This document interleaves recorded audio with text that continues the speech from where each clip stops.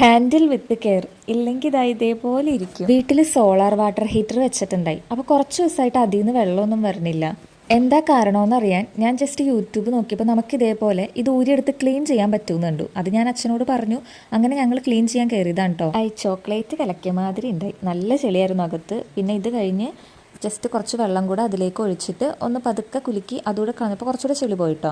അങ്ങനെ ക്ലീൻ ചെയ്തത് ഇങ്ങനെ വെക്കുമ്പോൾ സൂക്ഷിച്ച് വെച്ചില്ലെങ്കിൽ ഇതേപോലെ സൈഡിലേക്ക് മാറ്റി വെക്കേണ്ടി വരും. ശ്രദ്ധിച്ച് ചെയ്യുകയാണെങ്കിൽ ഇത് ഊരാനും തിരിച്ചു വെക്കാനും നല്ല എളുപ്പമാണ്. നമുക്കപ്പോൾ അത് ക്ലീൻ ചെയ്യാനായിട്ട് പറ്റും. തിരിച്ചു വെക്കുമ്പോൾ ഷാമ്പോ സോപ്പോ യൂസ് ചെയ്യുകയാണെങ്കിൽ കുറച്ചുകൂടെ എളുപ്പമായിരിക്കും. പിന്നെ അതാ ഒരാൾ മാത്രം കളർ മാറി ഇരിക്കണുണ്ടോ. അതാണ് കേട്ടോ നമ്മൾ പൊട്ടിപ്പോയതിന് പകരം 750 രൂപ കൊടുത്ത് പുതിയത് മേടിച്ച് വെച്ചതാണ് കേട്ടോ.